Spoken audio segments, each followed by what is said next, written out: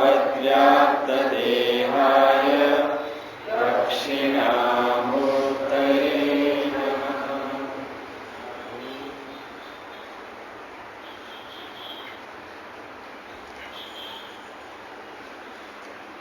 कान्ते पुत्रः संसार काते कान्ता धनगत चिन्ता वातुलकिं तव नास्ति नियन्ता त्रिजगति सज्जन संगतिरेका भवति भवाणवतरणे नौका भज गोविन्दं भज गोविन्दं गोविन्दं भज मूढमते। काते कान्ता धनगत चिंता वातुल किं तव न अस्ति नियंता त्रिजगति सज्जन संगति रेखा संगति ही एका ત્યાં સંધિ છે ભવતી ભવ અર્ણવ તરણે નૌકા। ભગવાન અહીંયા સંબોધન વાતુલ કર્યું છે। હે વાતુલ, હે વ્યાકુળ, હે વાયલ મનુષ્ય। આની કોપી હશે, એમાં ગુજરાતી લખ્યું છે વાયલ મનુષ્ય। વાતુલ, વાતુલ એટલે વાયલ, વાયલ એટલે વ્યાકુળ, ચિંતાગ્રસ્ત। એને અહીંયા ભગવાન સંબોધન કર્યું છે વાતુલ, કે શું તારો કોઈ નિયંતા નથી? વાતુલ કિમ તવ નાસ્તિ નિયંતા, પ્રથમ લાઈનમાં વચ્ચે શબ્દ છે વાતુલ। કાતે કાંતા ધનગત ચિંતા, કા એટલે કોણ? તે કાંતા કોણ? તારી પત્ની। કોણ? કયું તારું ધન? કાતે કાંતા ધનગત ચિંતા, એનાથી યુક્ત ચિંતાવાળો। શું તારો કોઈ ઉપર નિયંતા નથી કે તારે ચિંતા કરવી પડે છે? ત્રિજગતિ સજ્જન સંગતિ એકા, આ ત્રણેય જગતમાં એકલો સત્સંગ જ, સજ્જનનો સંગ, સજ્જન સંગતિ એકા ભવ અર્ણવે તરણે નૌકા ભવતી। આ સંસાર સાગરમાં તરવા માટેની નૌકા આ એક જ રહેલી છે। કઈ? સત્સંગ રૂપી નૌકા, જેના વડે ત્રણેય લોક તરી શકે। અહીંયા તો ભવાર્ણવની વાત કરી છે, ભવસાગર। ભવ અર્ણવ એટલે ભવસાગર, અર્ણવ એટલે સાગર। ભવ અર્ણવ તરણે અવતરણે નૌકા, અવતર પાર કરવાની, અવતરણે એટલે પાર કરવાની આ હોડી છે નૌકા। નૌકા એટલે હોડી। આ જીવનરૂપી નૌકા એ ભવસાગરમાંથી એને મુક્ત થવાનું છે, પાર થવાનું છે। અને એ પાર થવા માટે સાધન શું છે? સજ્જન સંગતિ એક, આ સજ્જનની સંગતિ। આ આમના શબ્દો થયા, આપણે એમને વિસ્તારથી એને સમજવાનો પ્રયાસ કરીએ। ભગવાન અહીંયા ચિંતાથી મુક્ત થવા માટે સાધકને કહે છે વાતુલ સંબોધન દ્વારા, કે જે ચિંતામાં ડૂબેલો રહે છે। વાતુલનો એક સરસ અર્થ કરેલો છે, પછી આપણે જોઈએ। વાતુલ એટલે કાયમ જેની લાલસા ભર્યા વિચારોમાં જ પોતાની જાતને વેડફી નાખનાર, એને અહીંયા વાતુલ કહ્યું છે।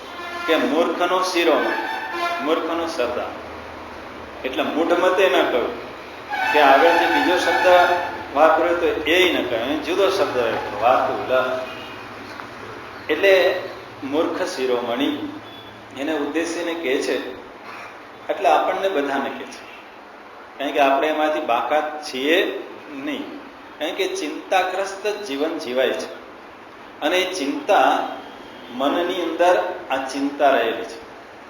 માનસિક ચિંતા એ અત્યારનો રોગ છે। આધુનિક સમાજનો યુગ, આ યુગનો રોગ છે મનોરોગ। એ મનોરોગ કેમ? તો કે આ માનસિક ચિંતા, ચિંતા જે છે, મનની ચિંતા, એમાં બે પ્રકારની ચિંતા થતી હોય. એટલે અહીં ભગવાને બેનો ઉલ્લેખ કર્યો છે. બેનો ઉપલક્ષણ દર્શાવી અને બધી ચિંતાઓનો ઉલ્લેખ કરી દે છે. એ બે પ્રકારની ચિંતા કેવી હોય આપણા મનમાં? એક તો ચિંતા એવી હોય કે મારું શું થશે, આ એક ચિંતા હોય બધા. પેલી કોની ચિંતા હોય? મારું શું થશે. કંઈક પરિસ્થિતિ અયોગ્ય થાય, ન ગમતી થાય ત્યારે તરત જ વિચાર શું આવે? મારું શું થશે. એટલે મનની અંદર એક ચિંતાનું કેન્દ્ર બિંદુ શું છે? મારું શું થશે. આ એક મનની અંદર ચિંતા છે. બીજું એવું છે કે મારું અને એની સાથે મારાનું શું થશે. બીજું ચિંતા કોની આવે? પેલા ઘરમાં આગ લાગે તો મારું શું થશે એ પહેલો વિચાર, પછી તો એ દોડીને બહાર નીકળી જાય. પછી બીજો ચિંતાનો વિષય એનો કયો આવે? ધનની મારાનો વિચાર આવશે. ચિંતાનો બીજો વિષય કયો છે? મારું, હું અને મારું. આ ચિંતાના બે વિષયો છે. અને એને ઉદ્દેશીને અહીંયા સ્ત્રી, કાંતા એટલે પત્ની, અને ધન, એ ધનને આ બેને ધ્યાનમાં લઈ અને વાતો કરી છે. પણ વાત તો શેની કરવા જાય છે? ચિંતાગ્રસ્ત મન અને એમાંથી મુક્ત થવું. અને એનો ઉપાય એ બતાવ્યો છે, સત્સંગ, સજ્જનનો સંગ. એ જ મને ચિંતામાંથી મુક્ત કરી શકે. એટલે આપણા મનની અંદર આ બે ચિંતાઓ હંમેશા રહેલી હોય છે કે મારું શું થશે, મારાનું શું થશે.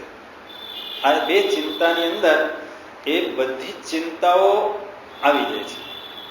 આ બે મુખ્ય ચિંતા છે, એમાં બીજી બધી ચિંતાઓ આવી જાય. મારું શું થશે, મારાનું શું થશે. પછી ધંધાની ચિંતા, બાળકોની અંદર શિક્ષણની ચિંતા, એને ઠેકાણે પાડવાની ચિંતા, એને જે કોઈ બીજી ચિંતાઓ જે હું ગણતો હોઉં, એ બે ચિંતામાં જ બધી ચિંતાઓ આવી જાય. એટલે હું અને મારું શું થશે અને મારાનું શું થશે. એટલે એ ચિંતાની અંદર મુખ્ય બે પરિબળો રહેલા છે. આવી ચિંતા થવામાં મુખ્ય બે પરિબળ છે. એમાં એક એવું છે કે હું અને મારાની ચિંતા થાય છે, એમાં બે વસ્તુ થાય છે. એક તો એવું થાય છે કે મેળવી લેવાની ચિંતા છે. મેળવી લેવાની વસ્તુઓ, પદાર્થો, વ્યક્તિઓ, આ બધું એને મેળવવાની ચિંતા છે કે મારી પાસે નથી, હું મેળવી લઉં. ખુરશી નથી તો ખુરશી મેળવી લો. સત્તા મેળવી લો. તો એ મેળવી લેવાની આ ચિંતા. અને બીજી ચિંતા છે કે મળી ગયું કદાચ પછી તો કે, એટલે મેળવવાની ચિંતામાં એ શું કરે છે? સમય થોડો છે, વેશ ઝાઝા છે, એટલે જલ્દી બધું મેળવી લો. જલ્દી મેળવવામાં જલ્દી ચિંતાગ્રસ્ત થઈ જાય છે. વધારે મેળવવામાં એ ચિંતા, ટેન્શનમાં એ જીવન એનું જાય છે. એટલે જલ્દી લઈ લો, જલ્દી મેળવી લો. આ મેળવવાનું ચિંતાનું એક ક્ષેત્ર છે. અને બીજું ક્ષેત્ર એવું છે, જે મળ્યું છે એને સાચવી રાખવાની ચિંતા. મેળવવાની ચિંતા અને મળેલું છે એને સાચવી રાખવાની ચિંતા છે. ધન થોડુંક આવ્યું તો કે હવે એ જાવું ન જોઈએ, એને સાચવવું કેમ, એમાં વધે કેમ, ઘટે ને વધે કેમ, એની ચિંતા. એટલે વિચારો કરવા પડે કે એને કેમ, શું કરીશું તો 1 ના 2, 2 ના 4, 4 ના 8 થાય. અથવા તો પ્રિય પાત્ર હોય, પત્ની કે છે, પત્નીને મેળવવા માટે પહેલા એ દોડ્યો, અભ્યાસ કર્યો, સારી નોકરી મેળવી અને પછી સારી છોકરી મેળવી, પત્ની મળી ગઈ પછી તો કે હવે એને સાચવવાની ચિંતા છે. એટલે આ ચિંતા ખાલી એક જ નહીં, પણ કોઈ પણ વસ્તુ મળી જાય પછી ચિંતા એની આવે છે સાચવવાની, એનું રક્ષણ કરવાની. અને શાસ્ત્રમાં એને કહેવામાં આવે છે યોગ અને ક્ષેમની ચિંતા. દરેક જીવને, દરેક મનુષ્યને આ બે ચિંતાઓ રહેલી છે. એક મેળવવાની અને એક સાચવવા. જેને શાસ્ત્રમાં બે શબ્દો કહે છે, યોગ અને ક્ષેમ. યોગક્ષેમ, આ ચિંતા રહી છે. યોગ એટલે શું? અપ્રાપ્તસ્ય પ્રાપ્તિ યોગ. શાસ્ત્રની ભાષામાં શું કે? અપ્રાપ્તસ્ય પ્રાપ્તિ યોગ. જે મારી પાસે નથી એને મેળવવા માટેનો જે હું પ્રયત્ન કરું એને કહેવાય યોગ. એમ કે ને કે અત્યારે આનો યોગ નથી, આ વસ્તુને પ્રાપ્ત કરવાનો યોગ નથી. યોગ નથી એટલે શું? તો કે અત્યારે એવી પરિસ્થિતિ નથી કે મને મળી શકે. એટલે અપ્રાપ્તસ્ય પ્રાપ્તિ યોગ, પ્રાપ્તસ્ય રક્ષણમ ક્ષેમ. અને પ્રાપ્ત થયેલું છે એનું રક્ષણ કરવું એને કહેવાય ક્ષેમ. એટલે આ યોગ અને ક્ષેમ એની જ મનુષ્યને ચિંતા છે. મારી પાસે નથી અને મેળવી લઉં, અને મેળવીને પછી એનું રક્ષણ કરવું. અને આ ચિંતામાં અહીં ભગવાન શંકરાચાર્યજી મહારાજ કહે છે કે આપણું વર્તમાન વેડફાઈ જાય છે. ચિંતામાં શું થાય છે? કંઈ પ્રાપ્ત નથી થઈ જતું. ચિંતા કરીએ એટલે મારે જે મેળવવું છે મને મળી જાય છે એવું નથી, અને જે મારે રક્ષણ કરવું છે એનું ચિંતા કરું તો રક્ષણ થઈ જાય છે એવું પણ નથી. પણ થાય છે શું? તો કે મેળવવાની ચિંતામાં અને રક્ષણની ચિંતામાં વર્તમાન વેડફાઈ જાય. પોતાનું વર્તમાન જે સમય મળ્યો છે એ ચિંતામાં પસાર થઈ જાય છે. એટલે અહીંયા ભગવાન શંકરાચાર્યજી એ ચિંતામાંથી મુક્ત કરવા માટે અહીંયા કહે છે, કાતે કાંતા ધનગત ચિંતા વાતુલ કિમ તવ નાસ્તિ નિયંતા. તો આ ચિંતાના બે ક્ષેત્ર અહીંયા ભગવાન બતાવે છે, ધન ગત ચિંતા, કાંતા ગત ચિંતા. ધનગત આગળ શબ્દ કાંતા છે, તો કાંતા ગત, એ ગત શબ્દ બેયની સાથે લાગે. કારણ કે ચિંતા જેને આધીન થાય છે, ધનને આધીન અને પત્નીને આધીન. કાંતાનો અર્થ છે પત્ની. તો જે આ બંને ચિંતાના ક્ષેત્રો જે છે, એટલે મારું શું થશે, પત્નીનું શું થશે, એટલે કુટુંબનું શું થશે. ખાલી પત્ની એટલે એકનો જ વિચાર નથી કરતો, પણ સાથે સાથે બધાના ચિંતનની, પરિવારના ચિંતા એ કરતો રહે છે કે આ લોકોની સલામતી માટે એ હંમેશા ચિંતિત હોય. એટલે અહીંયા ભગવાન કહે છે, વાતુલ કિમ તવ નાસ્તિ નિયંતા, કે હે મનુષ્ય, શું તારો કોઈ નિયંતા નથી કે તું આવી ચિંતા કરે છે? ચિંતા કોને કરવી પડે? ઘરના મોભીને. ઘરનો જે મોભી હોય એ ઘરની ચિંતા કરે ને.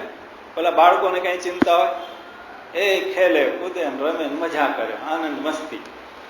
પણ ચિંતા કોને થાય? તો કે જે સ્વામી છે, ઘરનો સ્વામી છે એને ચિંતા છે.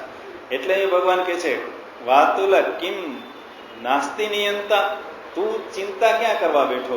તારો કોઈ નિયંતા નથી, તારો કોઈ સ્વામી નથી, તારી ઉપર કોઈ ધ્યાન રાખવા વાળો નથી કે તારે ચિંતા કરવી પડે. તારે ચિંતા કરવાની જરૂર નથી. તારું બધું કરનાર એ છે. જેમ બાળકને ચિંતા કરવાની જરૂર નથી, તું બાળક છે, ઈશ્વરનું સંતાન છે, એ પરમાત્માનું તું સંતાન છે, તો તારે ચિંતા ક્યાં કરવાની? એ ચિંતા કરવા વાળો તો એ બેઠેલો છે, એ નિયંતા, જે આખી સૃષ્ટિનું નિયમન કરે છે, સર્જન કરે છે, નિયમન કરે છે, પાલન પોષણ રક્ષણ કરે છે, એની ચિંતા છે.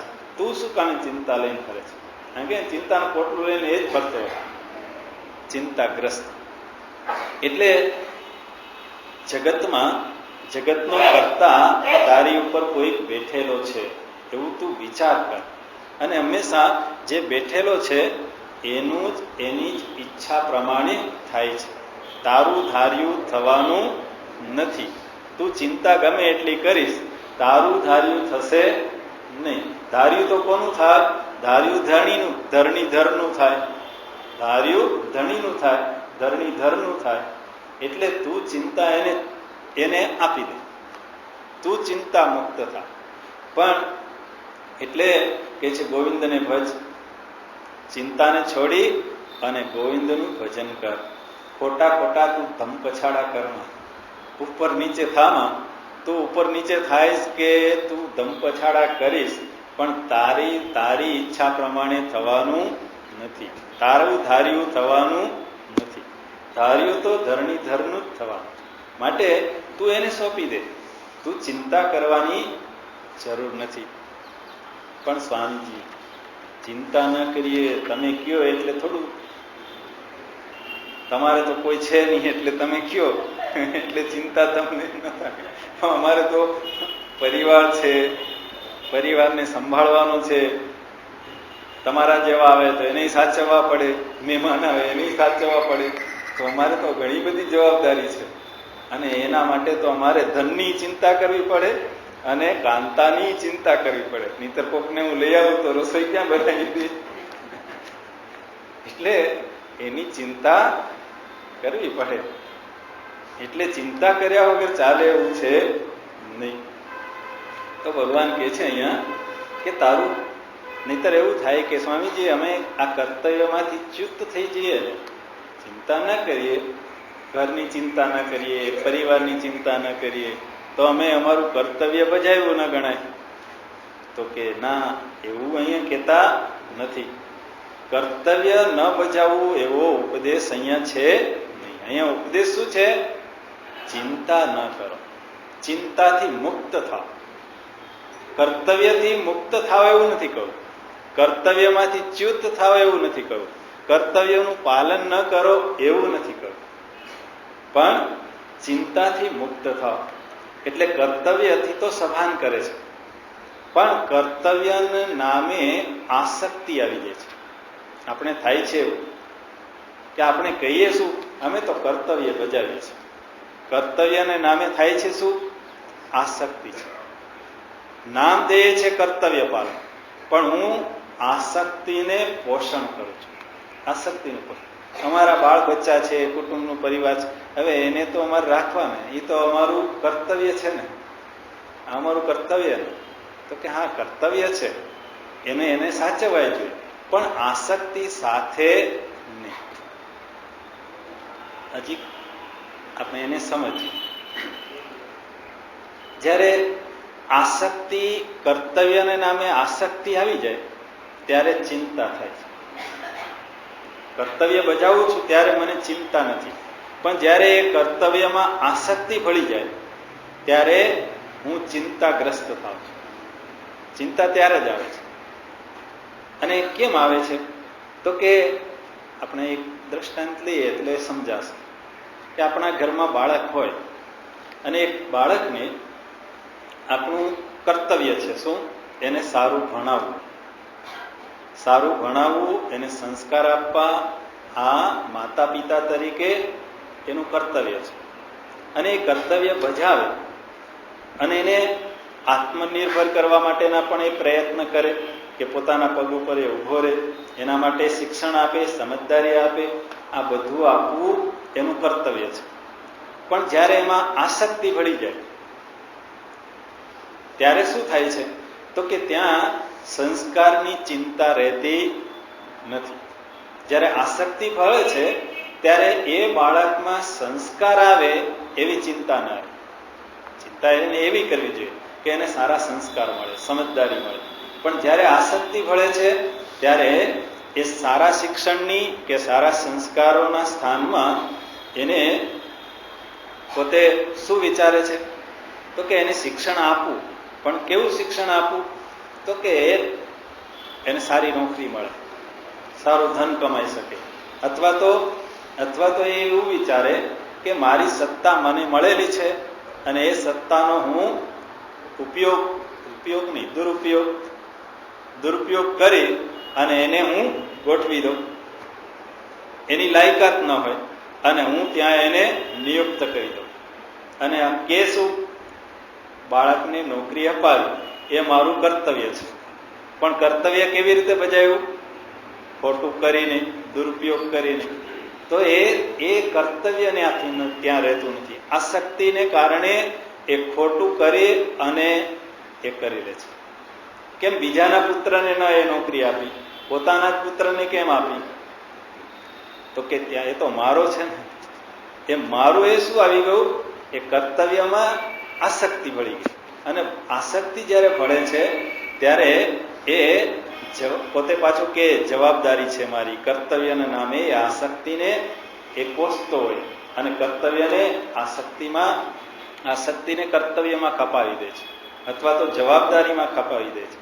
પણ એ ચિંતા અહીંયા કહે છે કે હે આ નિયંતાને ધ્યાનમાં રાખી અને તું આ ચિંતાથી મુક્ત રહે. એટલે આપણે કરવાનું કાર્ય જે છે એ સારામાં સારી રીતે કરવું જોઈએ. જે કોઈ કર્તવ્ય અમારે બજાવવાનું છે એ મારા ગુરુજી કહે આઈ ડુ માય બેસ્ટ. હું જે કંઈ કરું એ શ્રેષ્ઠ જ હોય, મારા જેવું બીજું કોઈ સારું કરી જ ન શકે એવું સારું કરું. એટલે કરવાનું જે છે એ કર્તવ્ય રૂપે જ્યારે હું લઈને કરીશ ત્યારે સારામાં સારું કરવાનો પ્રયત્ન કરીશ, એમાં કોઈ કચાશ ન રહે એવી રીતે કરીશ. અને સાથે સાથે એવું વિચારશે કે એનો સ્વીકાર જ્યારે કરવાનો હોય ત્યારે કરવામાં એની દ્રષ્ટિ કેવી હશે? કર્તવ્ય પાલનમાં સારામાં સારું બેસ્ટ કરું, પણ પરિણામમાં ખરાબ પરિણામ સ્વીકારવાની પણ એની તૈયારી. કરવાનું સારામાં સારું, પણ એનું પરિણામ જ્યારે એને લેવાનું છે ત્યારે કે ખરાબમાં ખરાબ આવે તો પણ હું એને સ્વીકારવા તૈયાર રહીશ. તો એ કાર્ય જે છે એ આપણું સારી રીતે સંપન્ન થઈ શકે. એટલે એ કહે છે કે તું નિયંતાને ધ્યાનમાં રાખ તો આ ચિંતાથી મુક્ત થઈ શકીશ. અને ગીતાજીમાં પણ કહ્યું છે, શું કહ્યું છે? તો કે 9મા અધ્યાયમાં 21મા શ્લોકમાં કહ્યું છે અનન્યા ચિંતયંતો માં એ જના પરિપાસતે. જે ચિંતાના બે ક્ષેત્રો છે ને, યોગ અને ક્ષેમ, એ યોગ ક્ષેમમ વહામી અહમ. ભગવાન કહે છે આ યોગ અને ક્ષેમનું વહન હું કરીશ. વહામી અહમ, હું કરીશ, વહન હું કરીશ. એટલે આપણે ચિંતા કરવાની જરૂર નથી, એટલે પ્રયત્ન છોડી દેવાની પણ જરૂર નથી. પ્રયત્ન તો કરવાનો છે, સારામાં સારો પ્રયત્ન કરું, પણ એ ફળ એની ઉપર છોડી દઉં. તો આ રીતે જો હું કરીશ તો હું ચિંતાથી મુક્ત થઈશ. અને આ બધાને આપનાર તો કોણ છે? વાસ્તવમાં આપનાર તો એ જ છે. મને જે જોઈએ છે એ આપનાર ઈશ્વર જ છે, એ જ છે. જે મેળવવાની ઈચ્છા છે અને મેળવેલું છે એની રક્ષણની જવાબદારી પણ એની જ છે. એટલે ભગવત શરણાગતિ અનન્યા ચિંતયંતોમાં, એ ભગવાનમાં જો શરણાગતિ હોય, ભજ ગોવિંદમ, તું ચિંતા મુક્ત થા, ભગવત શરણનો સ્વીકાર કર, તો જ તું ચિંતાથી મુક્ત થઈ શકીશ. ચિંતામાંથી મુક્તિ માટેનો ઉપાય છે ભગવાનની શરણાગતિ સ્વીકાર, અથવા તો પોતાના સ્વરૂપમાં સ્થિત થવું, તો પછી ચિંતા રહે નહીં. પણ સ્વરૂપમાં સ્થિત ન થઈ શકું તો આ સહેલો ઉપાય છે ભગવાનની અનન્ય શરણાગતિ. અનન્ય શરણાગતિ. અને આપણે જોઈએ આપણા જીવનની અંદર આપણે અવલોકન કરીએ તો આપણને એવું દેખાય કે જ્યારથી મારો જન્મ થયો તે અત્યાર સુધી મને જે જે જીવનમાં જરૂર પડ્યું એ મળેલું જ છે. અને હવે પછી મળશે. શું કામ ચિંતા કરું? મને તો ભવિષ્યની ચિંતા હોય ને, કે મળશે કે કેમ, શું થશે. અત્યાર સુધી જો બધું મળેલું હોય, માગ્યા વગર આપ્યું હોય, તો પછી એ આપવાનો છે. અને એ ઈશ્વરે એવી વ્યવસ્થા બધે રાખી છે. અનન્ય ભગવાન અહીં કહે છે ને, આ કોલ આપેલો છે, વહામી અહમ, યોગ ક્ષેમમ વહામી અહમ. ભક્તનો જ નહીં, સર્વ કોઈના યોગક્ષેમનું વહન કરનાર એ ઈશ્વર જ છે. સર્વ કોઈ અનન્ય શરણાગતિ હોય એનું તો કરે જ, પણ જે શરણાગત નથી થતો એનું પણ યોગ અને ક્ષેમનું વહન કરનાર એ જ છે. આપણે પ્રસ્તાવનામાં વાત જોઈ હતી ને, મૂળરાજ અમરેલીની અંદર થઈ ગયેલા સંત મૂળદાસજી કે જંગલમાં જતા રહે અને એ કે હું કંઈ ખાઈશ નહીં, પીસ. એવું બીજા પણ એક મહાપુરુષમાં એના જીવનમાં એવી ઘટના ઘટેલી. ના બોલું તો ગીતાજી ઉપર એમણે ટીકા લખેલી છે, સરસ. મધુસૂદન સરસ એમના જીવન, એમણે આ યોગક્ષેમમ વહામી ઉપર ચેકો માર્યો કે આ બરોબર નથી. યોગ અને ક્ષેમનું વહન તો હું કરું છું એમ, એટલે આ યોગ્ય નથી.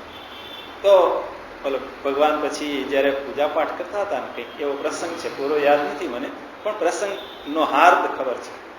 તો એ બાળક રૂપે આવ્યા અને અહીંયા ભગવાનના ગાલ ઉપર ઓલો ચેકો, જે ચેકો માર્યો એ અહીંયા આમ ઉઠી ગયો. એટલે કે તને કોણે માર્યું? આ કોણે તને આવું કર્યું? તો કે જો ને આ. અને પછી એ એના પત્ની માટે કંઈ ખાવા પીવાનું મોકલવાના નતા. એમ જો યોગક્ષેમ કેમ વહન થાય, એ બાળક રૂપે જઈ અને ત્યાં બધું આપી આવ્યો.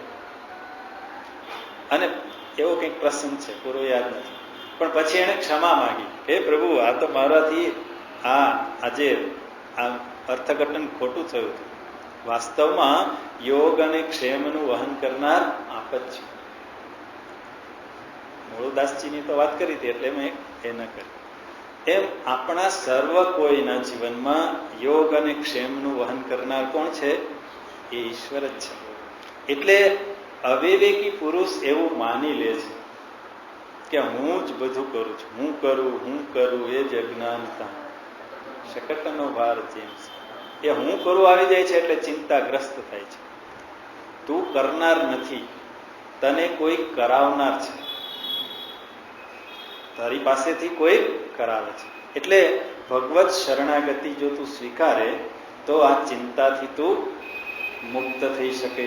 એટલે ધાર્યું ધરણી ધરનું થાય છે, એ વાક્ય આપણે કોતરી રાખવા જેવું છે.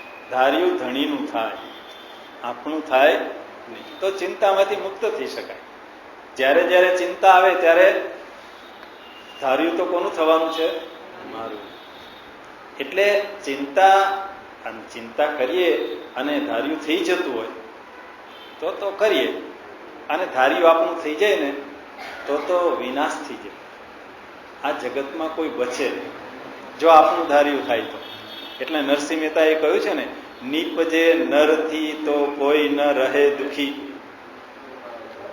શત્રુ મારીને મિત્ર રાખે, ભવન પર છત્ર સાજ. જો આપણું ધાર્યું થાય તો શું? આપણા ભવન ઉપર એક મોટો હવેલી હોય ને, એ હવેલી ઉપર એક છત્ર હોય. ભવન પર છત્ર સાજે. અને મિત્ર મારી, શત્રુ મારીને મિત્ર સૌ રાખે. હવે કોઈકનો શત્રુ તો હોય જ નહીં.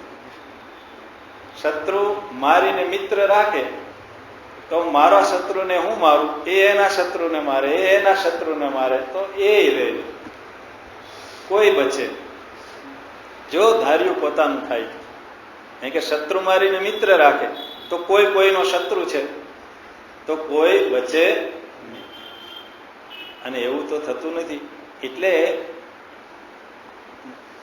વાસ્તવિકતા સ્વીકારવી અને એ નિયંતાનો સ્વીકાર, કોઈ શાસન કરનાર છે, અને એના જીવનમાં આપણે વિચાર કરીએ તો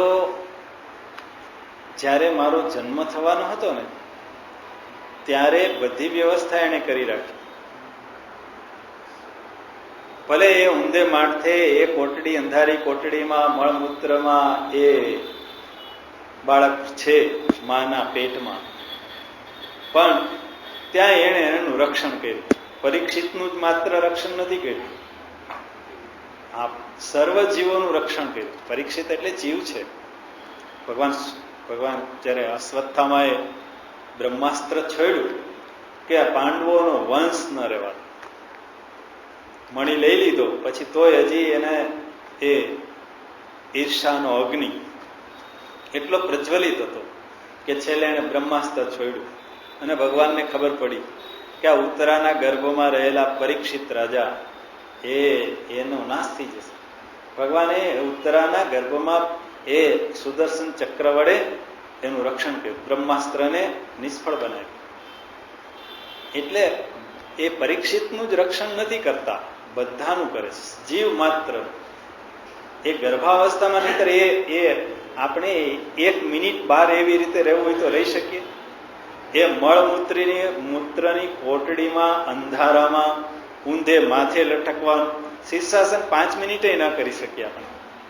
ત્યાં તો કેમ થઈ જાય, પણ ત્યાં રક્ષણ કોણ કરે છે? એ કરે છે, એ રક્ષણ કરે છે. અને જન્મતાની સાથે પેટ માટેની ચિંતા એને છે કે આને દૂધની જરૂર છે, તો માના સ્તનમાં એ સમયે દૂધ ફૂટી નીકળે. એ પહેલા દૂધ ન હોય, પણ જેવો બાળકનો જન્મ થયો એ જ સમયે એની ચિંતા એને છે. એટલે આપણે ખોટી ચિંતાઓ લઈને ફરીએ છીએ. અને જ્યારે એ પછી ચિંતા તો એ જ કરે છે ને. આપણે એવું કરીએ, માનીએ છીએ, આપણે માનીએ છીએ માત્ર કે આ બધું હું કરું છું, એ જ બધું કરે છે. એટલે યોગ અને ક્ષેમનું વહન એ ઈશ્વર જ કરે છે. અનન્ય શરણાગતિ જો આ હોય તો ચિંતા કરવાનું ક્યાં? ચિંતાને ક્યાં અવકાશ રહે? જે કરશે એમાં મારું હિત છે. હરિ કરશે મમ હિતનું એ ભરોસો જાય ના. આ ભરોસો રહેવો જોઈએ, તો ચિંતાથી હું મુક્ત થઈ શકું. એટલે સમજદારી, આ સમજદારી છે. અને આ સમજદારીથી જ હું જીવેલો હોઉં, એટલે તો એ ચિંતા મુક્ત થઈ શકું. એટલે આજનો દિવસ હું એવી રીતે જીવું કે ભગવાનની શરણાગતિ હોય, મારા જીવનમાં ધર્મ હોય, સદાચાર હોય, ત્યાગ હોય, તો મારી આવતીકાલ ઉજ્જવળ જ છે. મારે ચિંતા કરવાની જરૂર નથી. આવું મારું જીવન હોય તો પછી ચિંતા, ભય, બિનસલામતીને ક્યાં સ્થાન છે? માણસને ચિંતા થાય છે કારણ કે ભય લાગે છે, બિનસલામતી લાગે છે, એટલે ચિંતાગ્રસ્ત થાય છે. પણ બધું કરનાર, કરતા હરતા, સમાહરતા એ ઈશ્વર છે. તો ચિંતાને કોઈ સ્થાન રહેશે નહીં. આટલી વાતો જોઈએ. આગળ શું કહે છે ભગવાન? ત્રિજગતી સંગ શબ્દો છે. ત્રિજગતી સજ્જન સંગતિ રેખા ભવતી ભવાર્ણવ તરણે નૌકા. ત્રિજગતી જગતી એટલે જગત. ત્રિજગતી 3 જગત. ત્રિજગતી એટલે 3 જગત. પણ આપણે તો અહીંયા 3 જગત ક્યાં છે? અહીંયા તો એક જ જગત છે, મર્ત્યલોક. 3 લોક તો આપણે કે સ્વર્ગ, પૃથ્વી, પાતાળ. એ 3 લોકમાં એક અર્થ એવો લઈ શકીએ. અહીં 3 જગત કયા? તો એ 3 જગત એટલે સ્વર્ગ, પૃથ્વી, પાતાળ. ત્યાં આ ભવસાગરમાંથી તરવા માટેની જો કોઈ નૌકા 3 જગતમાં હોય તો એક જ છે. એ કઈ છે? સજ્જન સંગતિ રેખા. આ એક જ છે.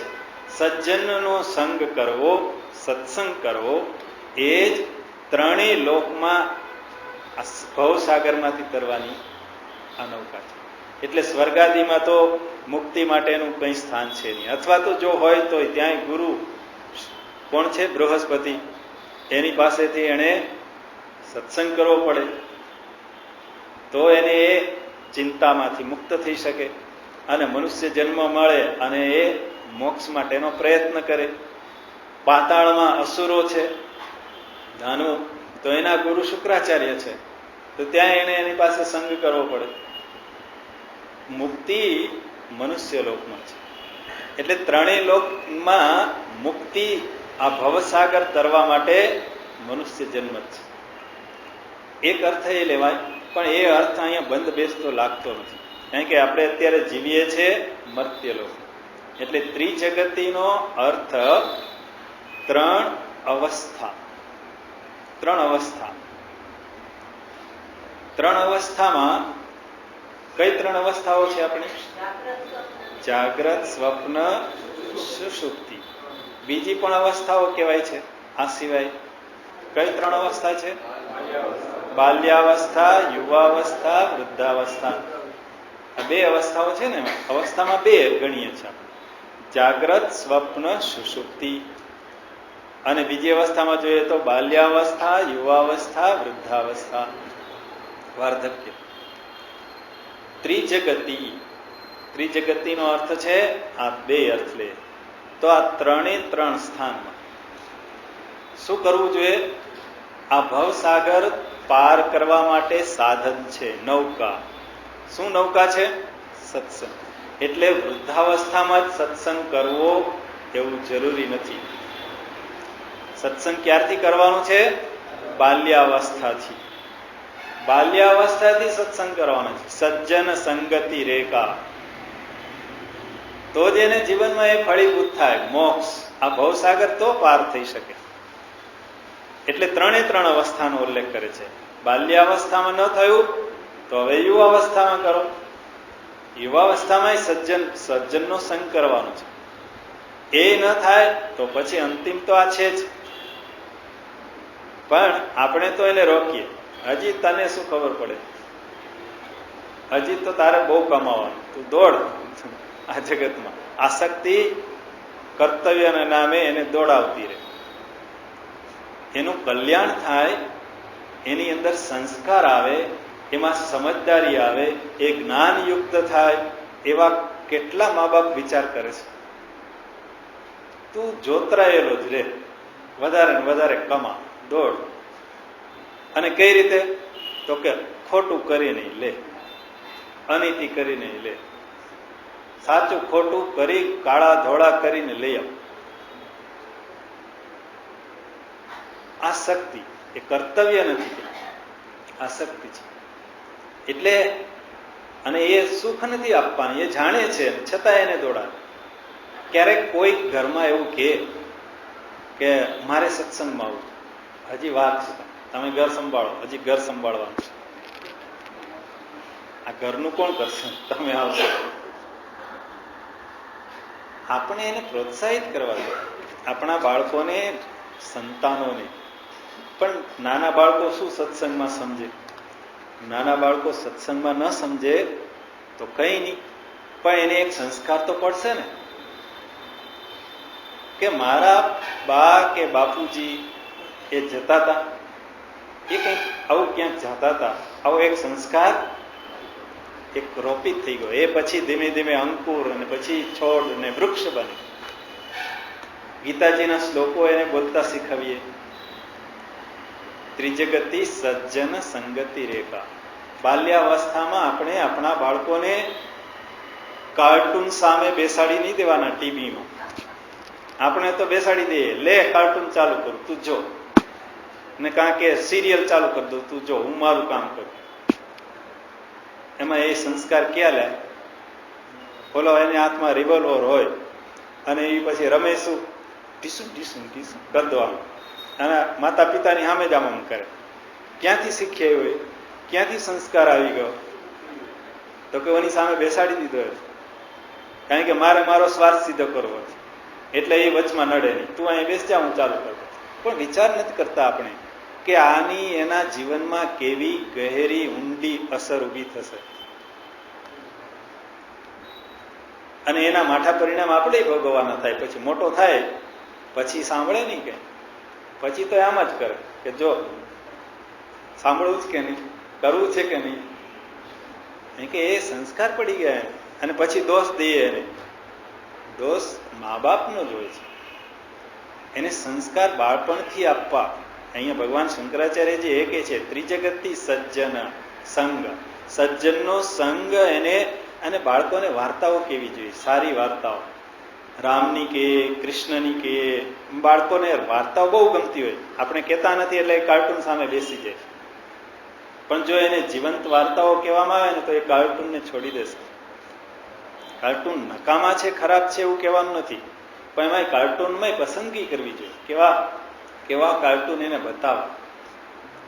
કાર્ટૂનમાં હનુમાનજીનું કાર્ટૂન પિક્ચર ઉતર્યું છે, ભીમસેનનું ઉતર્યું છે, કૃષ્ણનું ઉતર્યું છે, તો એવા એને બતાવીએ. અત્યારે માધ્યમ આવા સારા છે તો એનો સહારો લઈને બાળકોને એવી રીતે સંસ્કાર આપીએ કે કાર્ટૂન જોવા તું આ કાર્ટૂન જો. ગમે તે નહીં, મારફાડના નહીં. અને એ કુમળા માણસ ઉપર એવી ગહેરી ઊંડી અસર ઊભી થઈ જતી હોય છે કે પછી એ મોટો થાય પછી ભૂસાય નહીં. એટલે બાળપણથી જ આ સજ્જનનો સંગ, એટલે રામની, કૃષ્ણની, ભીમસેનની, પાંડવોની વાર્તાઓ કે, અથવા તો શિવાજી, રાણા પ્રતાપ, આવા જે શૂરવીરો થયા એની વાર્તાઓ કે. જીજાબાઈ આ કરતા હતા. શિવાજી મહારાજ નાના હતા ત્યારે જીજાબાઈ એને રામાયણ અને મહાભારતની વાર્તાઓ કહેતા હતા. અને એ વાર્તાઓ સાંભળીને શિવાજીમાં એવું સુરાતન ચડતું હતું કે હું એના જેવા કામ કરીશ. હનુમાનજી જેવા પરાક્રમો કર્યા છે એવા હું પરાક્રમ કરીશ. ભીમસેને જે અધર્મની સામે લડાઈ કરી છે એવું હું લડીશ, ધર્મનું રક્ષણ કરીશ. એટલે આપણા બાળકોને આવા સંસ્કારો, એ સજ્જનનો સંગ છે. આ જ સજ્જનનો સંગ છે. અને આવું કરવું ક્યાંથી? બાળપણથી શરૂઆત કરી. બાળપણમાં ના આપી શક્યા તો ગમે તેમ કરીને ફોસલાવી, પટાવીને, મનાવીને એ યુવાનોને એ સત્સંગમાં પ્રયોજવા જોઈએ, એને પ્રેરવા. ભલે ઘરમાં કર, પણ ઘરમાં નહીં તો પછી જ્યાં જાય ત્યાં. અને થોડોક ઉત્સાહ બતાવે તો આપણે એને વધારે ઉત્સાહિત કરવા જોઈએ. આપણે એના ઉત્સાહને ભાંગીને ભૂકો કરી નાખીએ કે બીજી વાર એ બોલે જ નહીં. ઘરમાં વહુ આવી હોય તો કે વહુએ તો ઘરનું કામ જ કરવાનું, એને સત્સંગમાં નહીં જવાનું, એમ નહીં જવાનું. પણ આપણી સાથે જઈએ. તમને બિન સલામતી લાગતી હોય, ભય લાગતો હોય તો આપણે સાથે રહીએ, સાથે લઈ જઈએ, સાથે જઈએ. પણ એને સંસ્કાર મળવા જોઈએ. ત્રીજ ગતિ સંગતિ.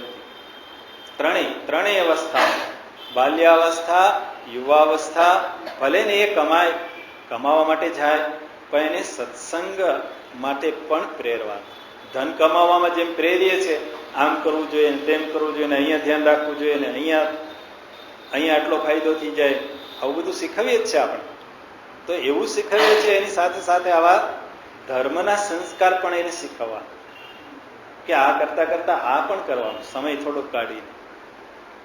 એ મા બાપ તરીકે એનું કર્તવ્ય. એટલે આપણે આપણા જીવનમાં જોવાનું છે કે બાલ્યાવસ્થામાં આ સંસ્કારને કરવાના. ન થયા કંઈ વાંધો, નિરાશ થવાની જરૂર નથી. યુવાવસ્થામાં ન થયા તો અત્યારે જ્યાં હું જીવી રહ્યો છું વાર્ધક્યમાં, ત્યાં આ સજ્જનનો સંગ કરું. એ જ ઉપાય છે. આ ભવસાગરને તરવા માટેનો એકમાત્ર ઉપાય છે સજ્જનનો સંગ, સત્સંગ. એટલે એ સત્પુરુષોનો સમાગમ એ સત્સંગ છે, સજ્જનોનો સંગ છે. એટલે અને એ સંગ કેવી રીતે કરવો? તો કે મહાપુરુષોના કથા સાંભળીને, અથવા તો એના જીવન ચરિત્રો, એના જીવન પ્રસંગો, એની બાળકોને વાતો કરવી જોઈએ. આપણે જાણવી, એના બહાને આપણે જાણીશું. નહીંતર આપણને ખબર નથી કે રામાયણમાં શું આવે, મહાભારતમાં શું આવે. ખાલી થોડી ઘણી વાતોની ખબર હોય, પણ આપણે બાળકોને કહેવા માટે શું કરવું પડે? આપણે વાંચવું પડે. અને વાંચીને પછી એને કહે. આપણે નાના હતા ત્યારે આપણને વાર્તા સાંભળવાનો બહુ શોખ હતો ને. કોઈક વાર્તા કહે એટલે તરત જ ગોઠવાય. પછી કે બાળકની બુદ્ધિ એટલું સમજવાને સમર્થ છે વાર્તા રૂપે. એ ભલે તત્વમસી મહાવાક્ય ન સમજી શકે, એનું વિવરણ એની પાસે કરવાની જરૂર નથી, પણ વાર્તા રૂપે જે કથન કરેલું હશે, તો જેમ શિવાજી મહારાજમાં સંસ્કાર પડતા હતા, તો એમ આપણા બાળકોમાંય પડે. અને અત્યારે શિવાજી પાકે, રાણા પ્રતાપ કે ઝાંસીની રાણી લક્ષ્મીબાઈ બની શકે, કેમ ન થાય? જો મા બાપનો સંકલ્પ એવો હોય ને દ્રઢ, તો પોતાના બાળકો એવા થાય છે. દ્રઢ સંકલ્પ. અને આવું ભાવ જીજાબાઈ જેવી માં હોય તો એ શિવાજી થાય જ. નહીં કે બાળપણથી જ એને શૌર્યના સંસ્કારોનું સિંચન કરી દીધું. શૌર્ય. અને આપણે તો એને બાળપણથી જ ભય સુઈ જા ભાવ આવ્યો, રાતની માં આવી. રાતની માં એને જોઈ ન હોય પણ મને બીવડા, તું સુઈ જા. એક સંસ્કાર ભયનો પડી ગયો. પછી અંધારામાં એકલો જાય. કેમ ન જાય? તો કે બીવડાવી દીધો. એટલે ક્યારે આપણા કામ કરાવવા માટે બાળકોને ડરાવવા નહીં, બીવડાવવાના નહીં, ભય નહીં પમાડવો. એને નિર્ભયતાના શિક્ષણ આપવાનું છે, નિર્ભય બને. એટલે બાળપણથી આ કાર્ય કરવું જોઈએ. ત્રિજગતિ સજ્જન સંગતિ રેખા. અને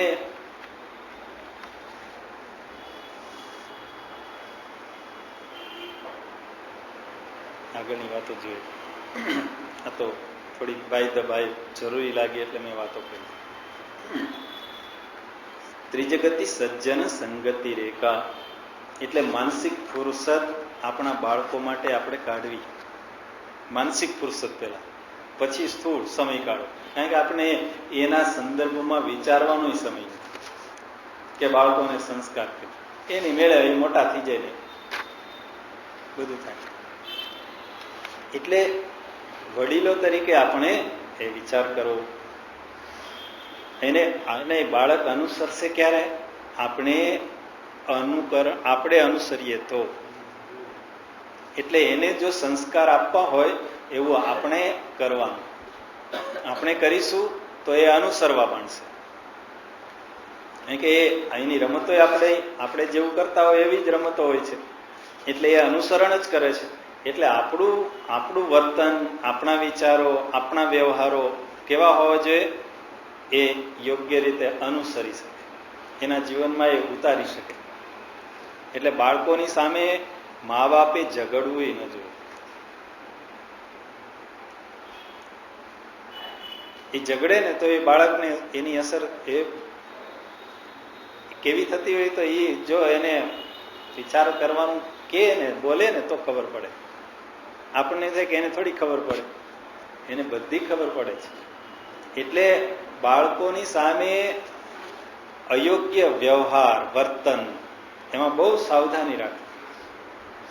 બહુ બારીકાઈથી જોતું હોય, આપણને ખબર એ લો, પછી એની રમતમાં લઈ લે, એની રમતમાં એ તરત જ આવી જાય. કારણ કે એના આદર્શ રૂપ એના માતા પિતા હોય છે.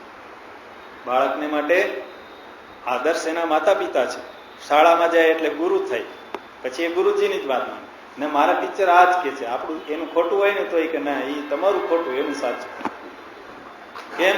તો કે આદર્શ હવે બદલાઈ ગયો. પેલા માતા પિતા હતા, હવે ગુરુ. એટલે ગુરુનું પણ ખૂબ વ્યવહાર કરવામાં, વિચારમાં, વાણીમાં, વર્તનમાં એ બહુ ધ્યાન રાખવું કે એની ઉપર એ સંસ્કારો પડે છે. અને આપણે એ સંસ્કાર પાડવા બાળકોને યુવાન, વૃદ્ધાવસ્થા. પણ આપણે અહીંયા જોઈએ છે આપણા જીવનમાં પણ આપણે જે અવસ્થામાં અત્યારે જીવીએ છીએ એ અવસ્થામાં સજ્જનનો સંગ કરવો. અને બીજી અવસ્થા 3 જોઈ: જાગ્રત, સ્વપ્ન, સુષુપ્તિ. એમાં સ્વપ્નમાં તો આપણને ખબર નથી ને સુષુપ્તિમાં તો કંઈ ખબર નથી. પણ જે જાગ્રત અવસ્થા છે એ જાગ્રત અવસ્થામાં પણ મારું જીવન કેવું હોય? હવે તો મારે જવાબદારીઓ છે નહીં, છતાંય હું પકડી રાખું, છોડું નહીં. પણ હવે મારી એક જ જવાબદારી છે કે એને પામવાનું, એના મય થવાનું, એ ભગવાનમય જીવન કરવાનું. અને એના માટે મારું જીવન કેવી રીતે વ્યતીત થવું જોઈએ? સવારે ઉઠું અને રાત્રે સૂવું ત્યાં સુધી કેન્દ્રમાં ભગવાન રહે. કેન્દ્રમાં ભગવાન રહે એવી રીતે દરેક વ્યવહાર, વર્તન, વિચાર, તત્કથનમ, તત્પ્રબોધનમ, તત્ચિંતનમ, તો જ એ ભવસાગર, આ સજ્જન, આ ભવસાગરને તરવાનો ઉપાય આ જ છે. 1 કલાક સત્સંગ કરી લઈએ નહીં સવાર. કારણ કે હવે તો મારે નિવૃત્તિમાં શું કરવાનું? હું પકડી લઉં છું પ્રવૃત્તિઓ. પેલા બાળકોને તો આપણે વિક્ષેપરૂપ થઈએ છીએ, વિઘ્નરૂપ થઈએ કે આ વચમાં ક્યાં આવે છે. ન આવે ને તે દિવસે એને તો મજા આવે કે આજ પપ્પા નથી એટલે આજે સારું કે હું આ સરખી રીતે કામ કરી શકીશ. આપણે વચમાં એવા ઘૂસી જઈએ અંદર, ધરારથી પકડી લઈએ પાછું. પણ જો આપણું કુટુંબ સારું હોય, આર્થિક બધી સગવડો થઈ ગઈ હોય, તો પછી હવે ખાલી આ જીવનને વ્યતીત કરી દેવું સમય, એને બદલે સજ્જન સંગતિ રેખા, હું ભવસાગર પાર થવા માટે જ પ્રયત્ન કરું. પણ સ્વામીજી અમારે માધ્યમ બાળકોને, એટલે બાળકોને નહીં સાચવવાના, અમારે સાચવવા પડે. સાચવો પણ એને ધર્મના સંસ્કાર આપો. તો એ તમારો સજ્જન સાથેનો સંગ થઈ ગયો. તમે એને ફરવા લઈ જાઓ ત્યારે સારી વાતો કહો. શું થઈ ગયું? સજ્જનનો સંગ. સારું શીખવો. એને તમારું જીવન એટલે એક પ્રવૃત્તિ છોડી નથી દેવાની. જ્યાં કરો છો ત્યાં એ માધ્યમ એને લઈ આવો. ઈશ્વર સ્મરણ, એનું અનુસંધાન. તો આ ભવસાગર રમતમાં પાસ થઈ જશે, સહેલાઈથી પાસ થઈ જશે. એટલે આપણે જીવનમાં આ કરવાનું છે. જાગીએ ત્યારે સૂઈએ ત્યાં સુધી આ જ પ્રવૃત્તિ. આપણે કહેતા હોય હવે મારે કાંઈ કામ નહીં, પણ કાંઈ કામ નહીં તો એક બધું કામ હોય, તોય સત્સંગ કરે. નિવૃત્તિ પરાયણ જીવન, થોડીક વાર ભગવાનની પૂજા કરું, આમ બદલતું રહે. નામ સ્મરણ કરું. ક્યારેક એવું થાય કે ના ખાલી અર્ચના કરવી છે, કા સદવાંચન કરીએ. બાળકો આવે તો એને જે વાંચ્યું હોય એ સારી વાર્તાઓ કે, યુવાન આવ્યા હોય તો યુવાનને એને અનુરૂપ વાતો કરી, એને સંસ્કાર મળે. તો આખો દિવસ આપણો કેવી રીતે પસાર થયો? તો કે એનામય સજ્જન સંગમય. અને એ રીતે આખું જીવન આપણે પસાર કર્યું. નહીં તો વૃદ્ધસ્તાવત ચિંતાગ્રસ્ત, આખું જીવન એનું એ ચિંતામાં જ વ્યતીત થઈ જશે. એટલે આપણે જીવનમાં આ કરવાનું છે. ત્રિજગતિ સજ્જન સંગતિ રેખા ભવતી ભવાર્ણવ તરણે નૌકા. આ હોડી, આ જીવનરૂપી હોડી એ સત્સંગરૂપી આ માધ્યમથી જ આ ભવસાગરને પાર થઈ જશે. વિશેષ વાતો જે છે એની, સજ્જન કોને કહેવો? કે જેનો મારે સંગ કરો. સજ્જન સંગતિ રેખા અહીં કહ્યું છે. તો એ સજ્જનની વાતોને આપણે કાલે જોઈશું. ઓ